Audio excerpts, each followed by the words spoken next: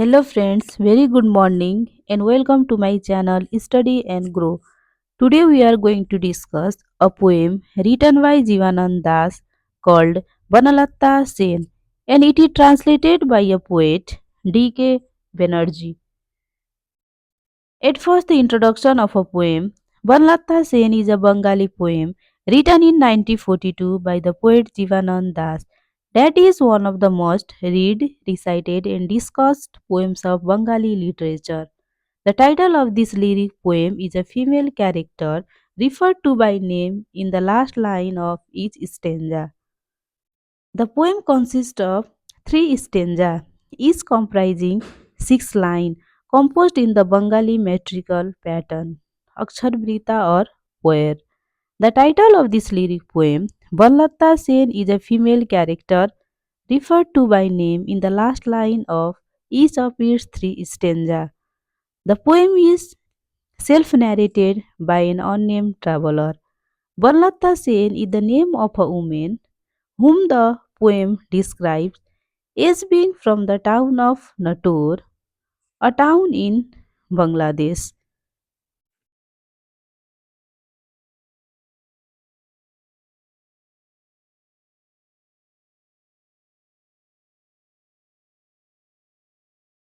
Now the discussion of three stanza.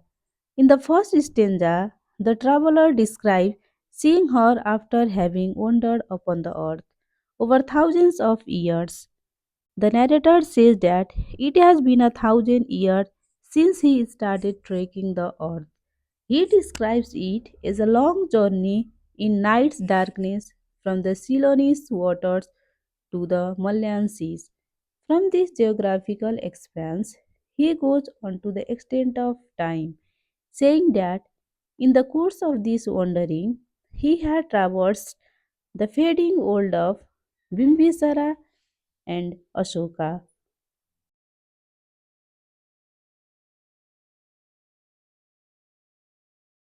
He adds that he went further to the forgotten city of Vidarbh. Finally, he speaks of himself as now being a weary soul, although the ocean of life around continues to foam, and adds that in the meanwhile he had few soothing moments with Natur's Banalata Sen. In the second stanza, the traveler describes Banalata Sen. First, he compares her hair with the dark night of long lost Vidisha. Then, he compares her face with the fine sculpture of Sarvasti. Then, the traveler narrator recollects that when he saw her in the shadow, it was like a mariner whose ship was wrecked in the far away. In the first encounter, Banlata Sen, raising her comforting eyes, inquires of him, "Where had you been lost all these days?" In the third stanza, the traveler returns from the geography and history and recalls Banalata Sen with emotion. He said that when at the day's end evening crawls in like the sound of dews and the kite shakes off the smell of sun from its wings, and then when all colors take leave from the world except for the flicking of the hovering fireflies as all birds come home and rivers retire, a time comes when all transactions of the day are done. Then nothing remains but darkness. When the travelers would like to sit face to face with Banalata Sen and share with her is his ballad of stories. The poet narrator proceeds by alluding to different mythological and ancient persons, places, and events. He describes having wandered from the Ceylonese Ocean to the seas of Malaya, having traveled in ancient India in the times of Emperor Bimbisara and centuries.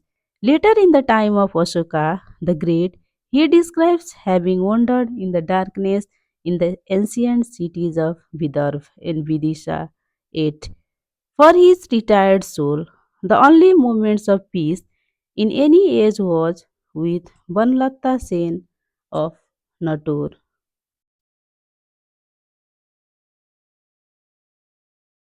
The lyric Banalata Sen is the most representative of the essence of Jivanand poetry and exemplifies his use of imagery. The weary traveler is an interactive motif in his poetry. The poem itself uses four key images comprehensively, namely the darkness, flowing water, passage of time, and a woman. Jivanand progressively develops these same four images throughout the poem, metamorphosing these from remoteness to intimacy, dimness to distinction, and from separation to union. In the opening line, it has been 1,000 years since I started trekking. The huge traveler in night darkness from the Ceylonese was to the Malayan Sea. Thank you.